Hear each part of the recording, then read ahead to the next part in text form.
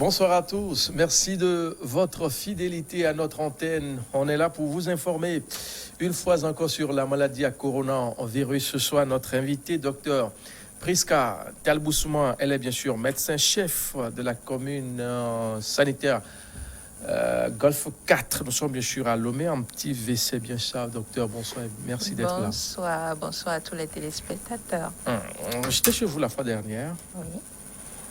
Dans votre centre, là où vous administrez, tous les jours que le bon Dieu fait, l'ambiance était bonne enfant et il y avait quand même une influence pour la vaccination. C'est quoi le secret? Disons que nous avons commencé la vaccination il y a un certain temps, mais cette affluence que vous avez vue, je suis sûre que ces derniers temps, il y a 2 semaines par là, c'était, je dirais, grâce aux mesures prises par le gouvernement qui incitait la population à aller se faire vacciner. C'est surtout pour ça, parce qu'il y a quelques jours, quelques mois de cela, il fallait même compter du bout des doigts ceux qui venaient pour la vaccination.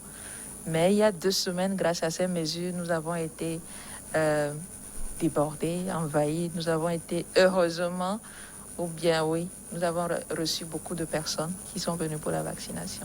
Parfait. J'ai dit l'ambiance était bon enfant et le secret, j'avais parlé de ça parce que vous êtes à un niveau stratégique où on a toutes les communautés possibles.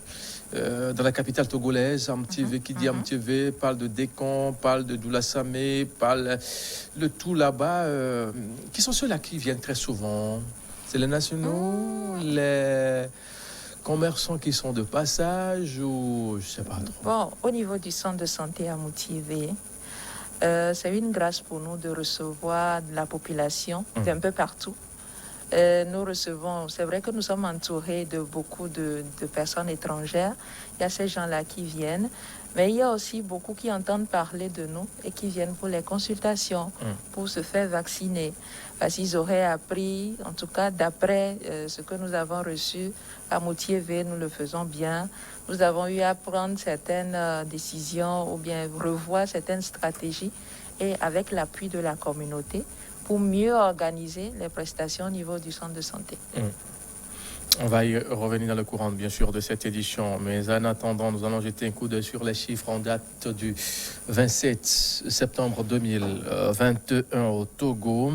Sur 960 tests réalisés, on a eu à détecter 34 cas positifs pour 112 guéris et 1 décès.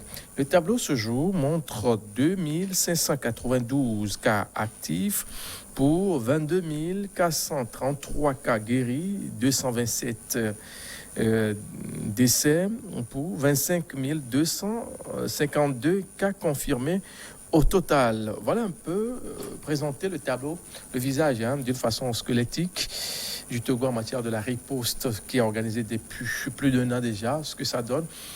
Est-ce qu'on peut avoir une raison aujourd'hui de croire que tout allait bien et tout va bien? Nous ne sommes pas sortis de l'auberge. Même si les chiffres montrent une tendance à la baisse, nous ne sommes pas encore sortis de l'auberge parce que nous avons le variant Delta qui fait quand même des dégâts. C'est grâce aux mesures que nous avons prises dernièrement ou bien que les autorités ont prises dernièrement que nous avons ces chiffres-là qui sont en baisse. Sinon, rien n'est encore dit.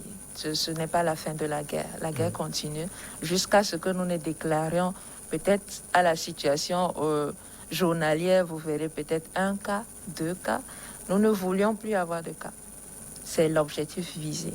Mais déjà dans la trentaine de cas, bon, on n'est pas encore sorti de l'auberge. Est-ce qu'on peut arriver à ne pas avoir des cas en ce temps? Tout ça va dépendre de beaucoup de paramètres. Oui. Beaucoup de paramètres. Il faut que la population nous aide. C'est vrai qu'en respectant les mesures barrières, c'est vrai qu'on le fait, mais tout le monde ne le fait pas. Ce qui fait que le virus est toujours là, le virus circule, tout le monde n'est pas encore vacciné. Donc, il y a encore des possibilités pour que les gens soient contaminés et que des gens développent des formes graves. Et quand les 2 piliers, la vaccination et les mesures barrières seront adoptées par une majorité de la population, plus de la moitié de la population, nous voulons, l'objectif c'est 60%, mais si nous pouvons atteindre au moins 90% de la population, mais on sera bien parti pour pas longtemps. On va s'intéresser justement à ce point-là, la vaccination. Depuis quelques jours, on a vu Madame le Premier ministre qui était face aux députés tout récemment pour demander à l'état d'urgence une prorogation de 6 mois qui en a eu jusqu'à 12 mois. Et dans la foulée, la vaccination qui continue, qui fait son bonhomme de chemin. On voit ça là dans les vaccinodromes un peu partout, à l'Aube ainsi qu'à l'intérieur du pays, à certains niveaux. Tout va bien visiblement. Tout va bien visiblement, selon un profane. Mais pour vous qui êtes bien sûr les professionnels du domaine. Par rapport à la prolongation de l'état d'urgence, c'est vrai que le gouvernement a ses raisons pour demander cette prorogation. Et ça a été bien que les députés aident l'État. Vu que c'est l'État qui décide, l'État voit ce dont la population a besoin pour prendre des décisions. Et si l'Assemblée nationale appuie, c'est bien. Mais nous avons remarqué ces derniers temps, quand les mesures sont sorties premièrement, disons que dans le Golfe 4, nous avons atteint même un pic de 5000 personnes vaccinées en une journée. Ah bon? Pour tout le Golfe 4. 5 000. 5 000 personnes, puisque dans le Golfe 4, vous avez 8 formations sanitaires, vous avez un CHU, vous avez d'autres sites aussi qui sont affiliés. Donc le tout, ça faisait 5 250 en une journée. Mais ces derniers temps, bon, les semaines qui ont suivi, vous verrez des chiffres qui tournent autour en moyenne de 2500 par jour. Mais actuellement, nous sommes autour de 2000 personnes par jour. Il faut que les gens comprennent que plus les gens se vaccinent en un temps record, plus les choses pourront reprendre tout doucement, surtout au niveau économique, parce que nous nous plaignons beaucoup ces derniers temps qu'il y a beaucoup d'impact, Corona a bloqué beaucoup de choses. Donc, plus les personnes se décident à aller et se vacciner très tôt, et plus les gens sont décidés à respecter les mesures barrières, et plus tôt nous sortirons de la pandémie.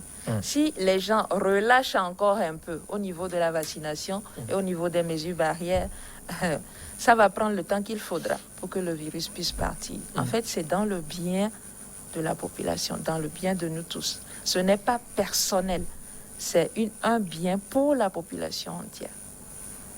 Ce n'est pas personne, c'est un bien pour la population. Plusieurs questions sont posées en ce moment pour avoir le cœur net par rapport à la prise de certaines décisions, ça et là, au niveau de l'exécutif, pour pouvoir marquer au pas tout le monde. Donc, on se demande si la vaccination n'est pas rendue obligatoire d'une façon déguisée. La question m'a été posée, moi j'ai répondu à la personne non, tout en lui rappelant que le Code de la santé de 2009 donne quand même le pouvoir au pouvoir, si on pouvait se permettre de le dire ainsi, de rendre la vaccination obligatoire. Ce n'est pas le cas. La vaccination n'est pas obligatoire. Prenons le gouvernement comme un chef de famille qui a sa maison et dans sa maison a les membres de sa famille. On l'a prévenu d'un danger qui vient. Donc, il prend les dispositions pour protéger sa famille. C'est de la même façon que nous avons dit, ou les communautés ont dit qu'il fallait que les gens soient vaccinés avant de fréquenter certains lieux publics et certains services où nous avons un engouement de la population. Ces services-là sont vraiment indispensables. Ce que nous avons remarqué pendant la période 2019-2020, quand une personne est contaminé dans un service, par exemple, un service d'une vingtaine de personnes. Si nous prenons le service de passeport, où beaucoup de gens doivent avoir leur passeport dans la journée ou dans les mois, une personne seulement est positive, qu'on a découvert comme ça, de façon fortuite. Mais quand vous ferez l'investigation dans ces services-là, vous verrez au minimum 5 à 6 personnes dans l'entourage de la personne directement qui sont positives.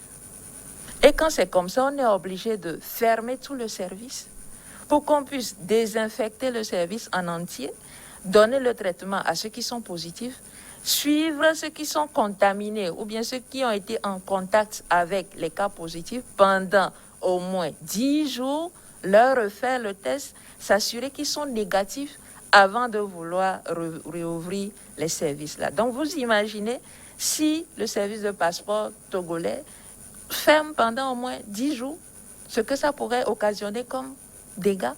C'est pour ça qu'on a mis des mesures par rapport à certains services et que des responsables de service trouvent que ce ne serait pas bien de venir dans le service et de se faire contaminer par ou soit un des agents ou bien un des agents se fasse contaminer par un visiteur.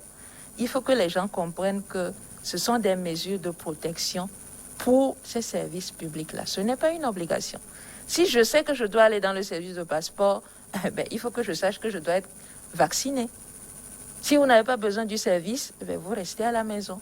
Mais ce n'est pas obligatoire. Alors, dans le même temps, il y a une question qui est suscitée à ce niveau-là.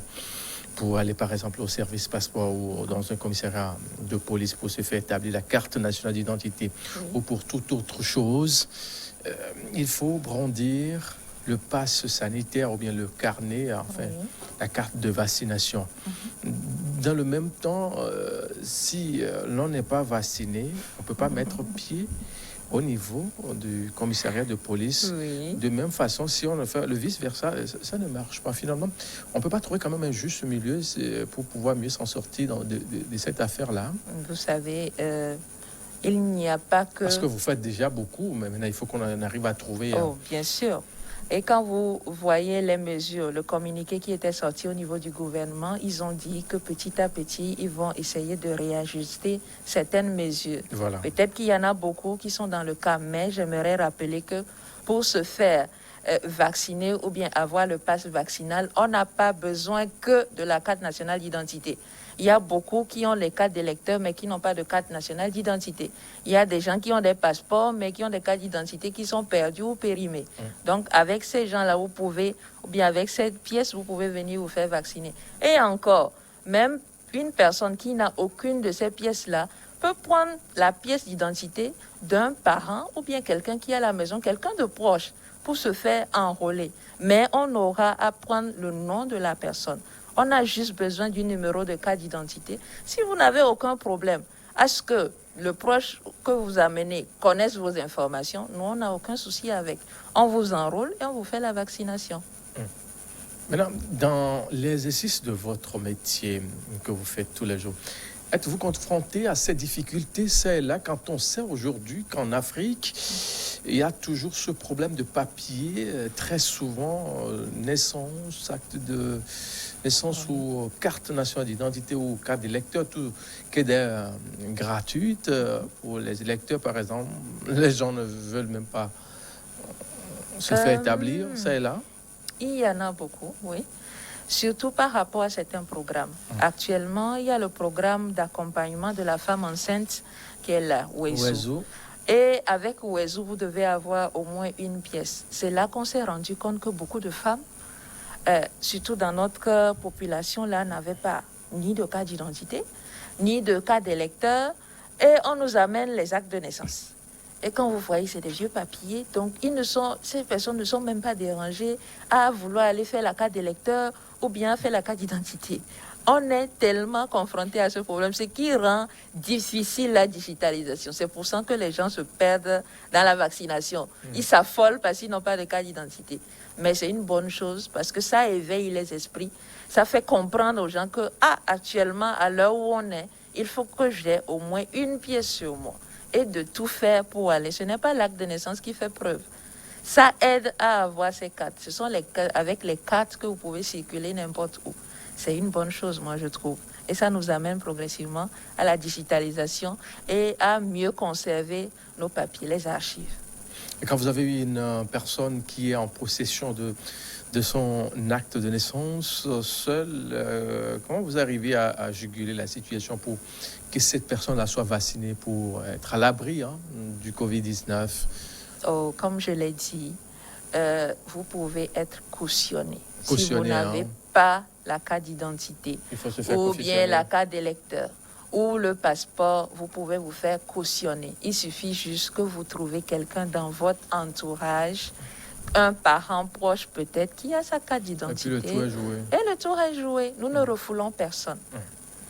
Docteur, presque à garder le fil. On va marquer une pause et revenir dans la deuxième partie de cette émission pour évoquer largement la thématique du jour.